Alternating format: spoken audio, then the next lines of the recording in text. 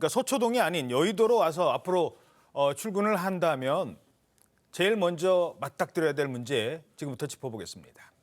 기자들이 한동훈 장관에게 어제 물었던 질문 가운데 이른바 김건희 특검법도 있었습니다. 한 장관은 이 점을 주목했습니다. 독소 조항. 김건희 여사 그 명품백 수수 의혹에 대해서 그때도 물어보셨죠. 잘 모른다고 하셨는데 그때도 물어보셨잖아요. 예. 민주당이 저한테 꼭 물어보라고 시키고 다닌다고 그러던데요. 여러 군데다가 공개적으로. 그런데 저는 이걸 물어보면 제가 왜 곤란할 거라고 생각하는지 잘 모르겠습니다. 기본적으로 그 내용들을 제가 보면은 일단은 이 몰카 공작이라는 건 맞잖아요. 법과 원칙에 따라 수사가 진행돼서 처리될 거라고 생각합니다. 법 앞에 예외는 없어야 합니다. 다만 그 법안들은 수사 상황을 생중계하게 되어 있는 독소 조항까지 들어있죠. 무엇보다 다음 총선에서 민주당이 원하는 선전선동을 하기 좋게 시점을 특정해서 만들어진 악법입니다. 그런 악법은 결국 국민들의 정당한 선택권을 침해하는 문제가 있거든요. 한 장관은 바로 얘기했습니다. 악법, 독소 조항이 있는 악법. 그동안 한동훈 비대위 출범하면 그럼 김건희 특검법에 대해서는 어떤 입장을 낼 건데? 예를 들어서 윤석열 대통령은 자신의 부인과 관련된 문제이기 때문에 거부권을 행사하는데 물론 뭐 법적인 거 이런 거 떠나서 뭐 한국 사람들의 정서상 어느 정도는 또 이해되는 부분이 있어요. 한 장관은 어떻게 할 건데? 한동훈 비대위원장은 어떻게 할 건데에 대해서 의문을 가졌거든요. 제가 왜 말 못할 줄 알았어요? 민주당에서 그런 거 막 물어보라고 합니까? 얘기할 수 있어요. 독소 조항 어떤 겁니까? 예, 이 한 장관이 지금 어제 얘기했던 것들 이제 정리를 해보면 첫 번째로는 특검 후보권을 야당이 독점한다 이 부분이고요. 두 번째로는 수사 과정에 대한 언론 브리핑을 실시할 수 있다 이런 점들을 들어서 대표적인 독소 조항이다 이렇게 꼽았는데 살펴보면 지금 특검법이 정의당 이은주 의원 명의로 발의가 돼 있는 특검법이 있거든요. 김건희 특검법이라고 하는 것이 있는데 그 특검법의 3조를 보게 되면 여당이 국민의힘을 제외한 민주당 또 정의당으로만 특검 후보 2명을 추천한 이후에 대통령이 이 가운데 1명을 임명하도록 해놨습니다. 그러니까 정의당이든 민주당이든 이쪽에서 추천한 사람이 돼야 된다. 네, 야당 추천 후보 가운데 대통령이 지목할 수 있도록 해놨다 이 부분인데요. 이제 현재 발의가 돼 있는 대장동 특검법도 있거든요.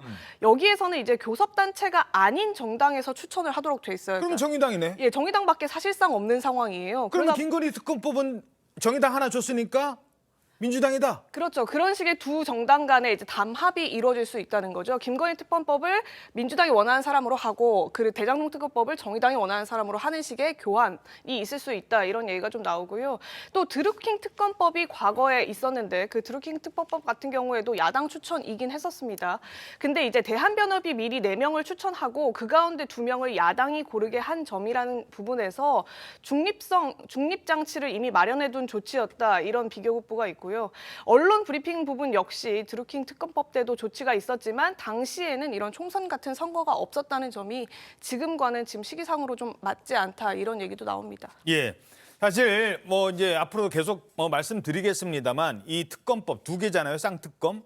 이 특검법은 민주당이 옛날부터 계속 준비해 왔어요. 이때쯤에 시간을 맞춰서라는 의혹도 있습니다만 뭐냐?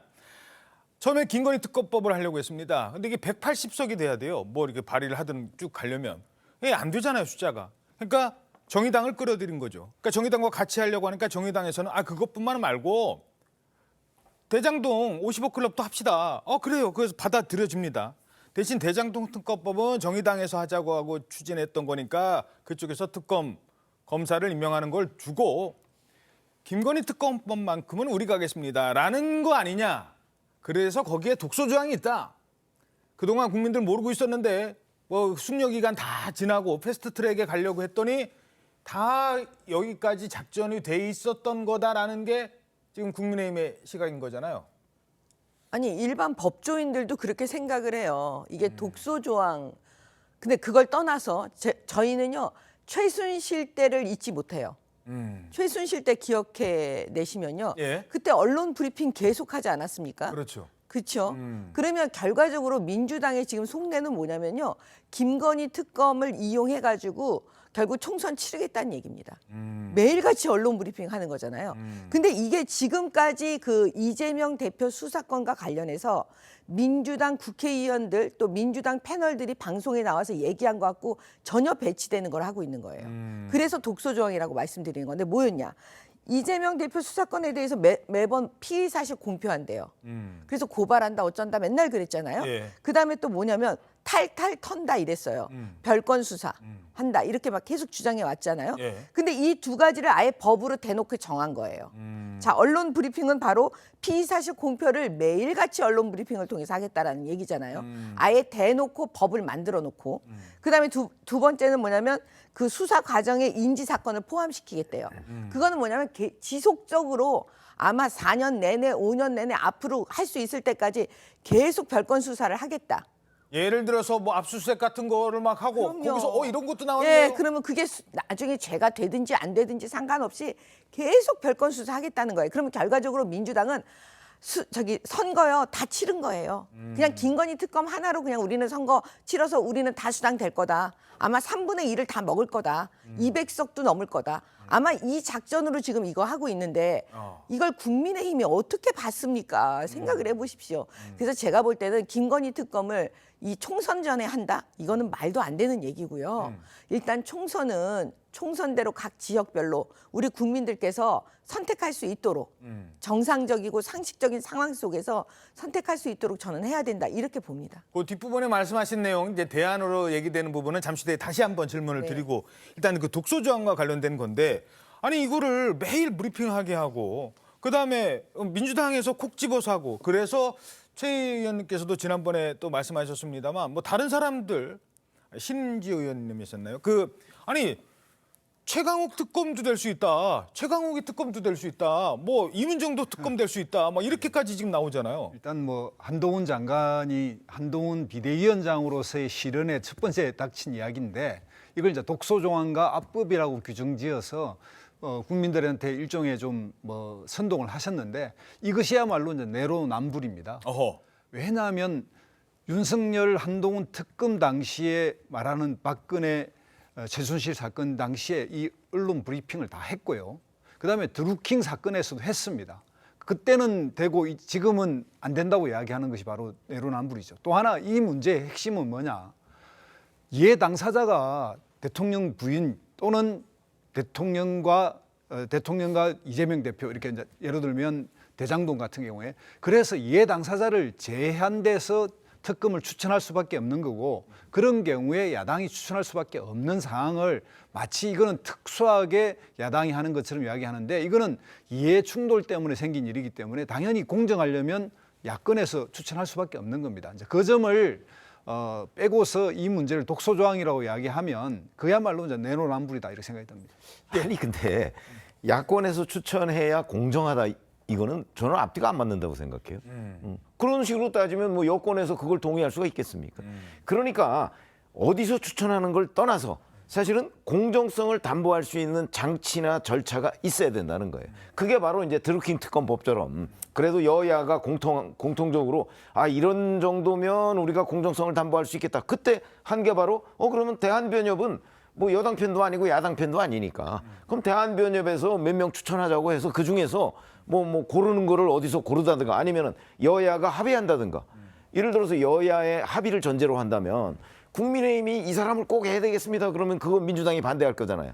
아니면 역의 경우도 성립을 하고 그렇게 되면 적어도 국민의힘이 추천하는 또는 선호하는 사람이나 민주당이 선호하는 사람은 배제될 거 아니겠습니까? 이렇게 해서 절차를 밟아가면 어느 정도의 공정성을 담보할 수 있지만 그런 거 전혀 없이 자 민주당이 추천하겠습니다. 이게 공정한 겁니다. 그거는 민주당의 주장이죠. 예. 이 특검법과 관련해서는요. 앞으로 이제 계속 논란이 있을 예정이니까 뭐 28일 날 또 특검 통과되고 그러면 쭉 어찌 됐든 언론이 또 다루지 않겠습니까? 이 정도로 하죠. 근데 하나만 짚고 넘어가면 아까 드루킹 특검 얘기하셨고 최순실 특검 얘기하셨잖아요. 네. 드루킹 특검의 주범은 드루킹이죠. 그렇죠. 최순실 특검의 주범은 최순실입니다. 김건희 특검법을 과연 김건희 특검법이라고 불러야 되는 건지에 대한 어떤 언론의 고민. 이건 이제 여당에서는 김건희 특검법이라는데 어떤 사건을 다룰 때 그 사건을 이름 짓는 거는 그 사건의 주범이어야 되거든요. 이 부분은 어떻게 보십니까? 아니 이게 이제 도이치모터스 주가 조작 의혹. 예. 거기에 이제 김건희 여사가 관련이 돼 있다는 의혹을 지금 제기하고 있는 거죠. 이제 그거를 야당에서 프레임을 김건희 특검법 이렇게 지금 정하고 있는 건데 언론이 어찌 보면 그런 걸 그냥 따라가는 거예요. 잘 아시다시피 도이치모터스 주가 조작 의혹에 관해서는 문재인 정부 때 이 검찰이 1년 넘게 수사를 해서 소환도 못했어요. 예. 저는 그 소환 못한 것이 뭐 문재인 정부 때의 그 검찰이 뭐 무능해서 그렇다 이렇게 생각은 안 해요. 아마 1년 넘게 수사했으면요 굉장히 아마 여기저기를 다 들여다봤을 거예요. 그런데 소환 조사도 못했잖아요. 예. 왜 그랬을까요? 그런 점은 저는 뭐 개인적으로 그거는 관련이 없다. 뭐 그렇기 때문에 그랬을 것이다 이렇게 생각을 하는데 어찌됐든 간에 지금 와서 이제 그 이름이 잘못됐다 이렇게 얘기하는 거는 사실은 그건 국민의힘 책임도 있어요. 이게 처음부터 김건희 특검법으로 불릴 때 국민의힘이 대처를 잘 했어야죠. 예. 그거는 지금 한동훈 비대위원장의 영역은 아니에요. 예, 알겠습니다. 뭐 이거는 앞으로 또 다뤄질 문제니까요. 문제는 자, 제 의원님, 제가 그거 질문, 그러니까 이런 점에 대해서 한동훈 장관이 어제 내가 뭐 거기에 대해서 말 못할 줄 알았어요?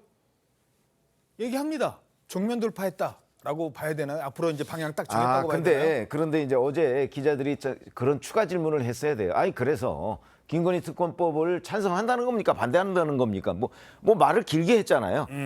그래서 악법이면 반대해야 되는 게 맞는 거고, 그렇죠?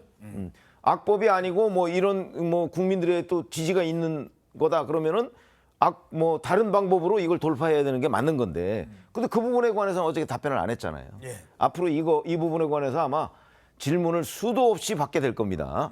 찬성이냐 반대냐, 아니면 제3의 대안이냐. 아마 그런 부분을 이제 한동훈 비대위원장이 뭔가 입장 정리를 해서 대처해야지. 지금 뭐 각종 여론이나 이런 데서는 김건희 특검법을 통과시켜야 된다는 여론이 훨씬 더 많은 걸로 제가 알고 있습니다. 그렇기 때문에 이 돌파 카드가 지금 어저께와 같은 방식으로는 돌파가 잘 안 될 수도 있다. 새로운 아이디어가 필요한 시점이라고 생각합니다. 예, 뭐 그 여론조사와 관련돼서는 지금 저희들이 자료가 없기 때문에 제가 뭐 퍼센테이지를 얘기한 건 아니니까. 예, 알겠습니다. 자, 그런데 지금 그럼 어떻게 풀어야 되나? 지금 일각에서 아까 이제 정미경 의원께서도 말씀하셨습니다만, 아니 그걸 왜 총선 전에 하는데 총선 끝나고 나중에 합시다라고 하는 얘기도 나와요. 자, 이러면서 등장하는 사람이 있어요. 왜 요때 또 등장을 했는지는 모르겠습니다만 이준석 전 대표입니다. 김건희 특검법을 두고 이준석 전 대표와 한동훈 장관이 신경전 버리는 거 아니야? 두 사람 왜 이래? 이준석 대표 공격 들어가네. 뭐 이런 해석이 나올 수 있는 부분입니다. 이준석 대표 얘기부터 들어보시죠. 특검법 받기는 어려우니까 총선을 앞두고 정쟁을 하면 되겠느냐.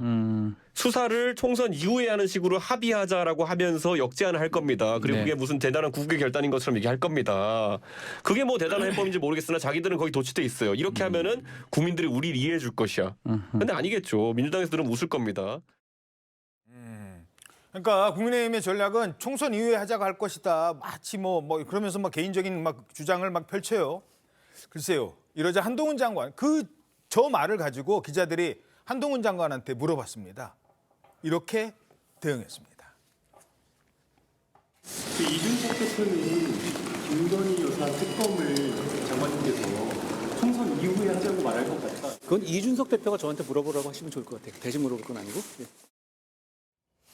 아니 저한테 물어봐요. 그러지 말고 딴 데 가서 얘기하지 말고 요 상황 좀 설명을 해주시죠. 예, 지금 말씀 주신 대로 지금 한동훈 장관이 김건희 특검법에 대해서 각종 악법이다 이러면서 사실상의 반대 기류에 대한 이제 간접적인 워딩을 내놓으니까 이거에 대해서 이제 이준석 전 대표가 이것은 총선 뒤에 특검법을 하자라는 일종의 밑작업이다 이런 취지로 이제 해석을 하면서 사실상의 본인의 예상까지 내놓은 거예요. 그러면서 이제 이 질의에 대해서 기자들이 사실은 이준석 전 대표의 말을 빗대서 김건희 특검법 찬성이냐 반대냐 이렇게 물어본 거죠. 그랬더니 한동훈 장관이 여기에 직접적인 답변은 내놓지 않고 이준석 전 대표가 본인이 그러니까 나에게 직접 물으라고 해라 이러면서 공식 답변은 내놓지 않았는데 이에 대해서 즉각적으로 또 이 전 대표가 한 장관의 직접 질의 제안에 나는 응할 생각이 없다 이렇게 답을 했습니다. 내가 직접 물어보라고 하는 그 요구에 나는 응하지 않겠다 이런 반응을 보였는데 어쩔 수 없이 이준석 전 대표가 만약에 한동훈 장관이 비대위원장이 된다면 그 이후에 신당 추진 과정에서 한 번쯤은 국민의힘 지도부와 또 접촉할 일이 생기게 될 거잖아요. 그런 상황까지도 좀 염두에 두고 지금 당장 이 문제를 가지고 직접적인 공방을 벌이지까지는 않겠다. 이런 의중을 간접적으로 내비친 걸로 보입니다. 예. 자, 정미경 의원님. 아까도 이제 특검법 해결 방안에 대해서 뭐 비슷한 생각 가진 분들도 많은데 뭐 국민의힘이 이렇게 돌아갈 거야라고 이제 얘기를 하면서 논란이 커졌어요. 이 상황 어떻게 보십니까? 저는 이준석 대표가 얘기하는 거에 그 부분을 싹 빼고 얘기하는 거예요. 지금 이준석 대표는. 그게 뭐냐면은 지금 이준석 대표의 전제는 뭐냐면 이 특검법, 김건희 여사에 관한 이 특검법이 정상적이고 상식적일 때는 저 말이 맞아요. 그럴 수 있죠. 근데 지금 뭐냐면 다 아시겠지만 김건희 여사를 사실 엄청나게 집중적으로 민주당이 공격하고 있잖아요. 그렇죠. 그다음에 다 아시겠지만 도이치모터스 사건에 대해서 본인들이 정권 가졌을 때 다 털었는데 기소 못했습니다. 근데 그거 가지고 계속 언론에서 지금 언론 플레이를 계속 해왔어요. 그러니까 이 김건희 여사 특검법이 정상적이고 상식적이라고 생각 안 합니다. 법조인들도 생각 안 해요. 그게 단순히 국민의힘의 시각이라고만 말씀하시면 저는 안 된다고 보고요. 예. 그렇기 때문에 이준석 대표는 지금 그 시각이 틀린 겁니다. 우리랑. 예, 그다음에 두 번째는 제가 그거 말씀드리고 싶어요. 대장동 특검 하자고 얼마나 그랬어요? 국민의힘 쪽에서. 예. 대장동 특검 민주당이 안 합니다. 그러면서 지금 그 부분에 대해서는 총선 전에 대장동 특검 올리지. 왜 이재명 대표 관한 대장동 특검은 하자고 안 그러면서 왜 김건희 여사에 대해서만 저렇게 하느냐. 뻔하잖아요. 이걸로 총선 치르겠다는 거잖아요. 그다음에 너무 의도가 제가 이런 표현을 쓰기는 좀 그렇지만 정말 너무 심하잖아요. 그렇기 때문에 저는 이 부분을 이준석 대표가 이런 식으로 얘기를 하면 저는 그 한동훈 장관이 그 부분에서 받아서 충분히 칠 수 있다. 예, 막아낼 수 있다. 저는 그렇게 봐요. 지금 이제 정미경 의원님께서 무슨 얘기를 하시려고 하다가 지금 참으셨는데 이게 왜 그러냐면요. 이게 총선에 이 연계를 시키면 지금 국민의힘이라든가 이쪽에 지금 다음 내년 총선 준비하는 분들한테는 엄청난 악재거든요. 그냥 매일매일 내가 얘기하는 얘기는 유권자들이 들으려고 안 하고 그냥 막 그래서 김건희는 계속 이제 이런 식으로 물어보면 할 말이 없어진다는 거잖아요. 그래서 저는 만약에 민주당이 진짜 순수하게 이준석 전 대표가 얘기하는 것처럼 이게 정말 순수하고 상식적이고 그런 특검법이라고 하려고 그러면요. 조금이라도 양심이 있다면 이재명 대표에 대한 특검법 올리세요. 예. 같이. 알겠습니다. 그러면 순수한 거 한 10%는 믿어드리겠습니다. 예. 그렇게 쌍특검으로 하면 되겠네요. 이재명 김건희 쌍특검. 예. 이건 여담입니다만. 근데 이제 그 부분 아까 이제 안 짚어봐서. 네. 어찌됐든 저게 이제 이준석 전 대표가 막 저렇게 치고 나온 거거든요. 이제 그 부분을 주목하는 겁니다. 그동안 이준석 전 대표 신당 만드네 26일 날 탈당하네 막 얘기 나와서 언론에서 관심을 좀 갖다가 갑자기 한동훈 장관 얘기가 확 나오면서 이준석 전 대표 얘기가 쑥 들어갔어요. 그 이슈가 덮여버렸죠. 그렇죠. 네. 그거 때문에 지금 저런 얘기 저는 그 불안감이 있는 거라고 봅니다. 거기다가 이제 이준석 전 대표 본인의 일방적인 생각으로 저는 관측이 되는데 한동훈 법무부 장관을 약간은 경쟁자로 보는 것 같아요. 그런데 객관적으로 보면 그렇지가 않거든요. 이준석 신당이라는 거는 본인은 27일 날 탈당한다고 하지만 실제 27일 가봐야 아는 거고 탈당했을 때 과연 신당이 될 것인가 하는 것도 다수가 지금 의문을 제기하고 있습니다. 그러면 본인은 계속 나와서 뭔가를 얘기를 해야 되고 사실 이 한동훈 법무부 장관에서 얘기했던 것도 결정적인 오류가 있어요. 예. 이준석 전 대표의 생각은 여권은 김건희 특검법을 못 받을 거야. 그렇기 때문에 총선 후에 하자는 거는 꼼수야. 이렇게 지금 얘기하고 있는 거잖아요. 그렇죠. 그걸 전제로 하고 있는 건데 그게 전제예요. 그런데 그거 아니거든요.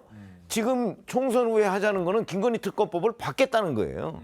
받는데 특검의 시점만 조정하자는 거예요. 정치적으로 이용할 생각이 없다면 김건희 특검법을 4월에 하든 1월에 하든 무슨 상관이 있습니까? 그렇죠? 그렇기 때문에 지금 민주당이 이걸 안 받는다. 만약에 4월에 김건희 특검 하자는 거를 안 받는다 그러면 결국 총선에 이용하기 위해서 하는 겁니다라는 게 되잖아요. 예. 그러니까 저는 여권의 아주 훌륭한 해법이 될 수가 있는 거죠. 근데 자꾸 이준석 전 대표는 지금 여권은 이 특검법을 못 받을 거라는 걸 전제로 하는데 그거 아닙니다. 4월에 하자는 것도 특검법을 받는 겁니다. 시기만 조절하는 거죠. 예, 알겠습니다.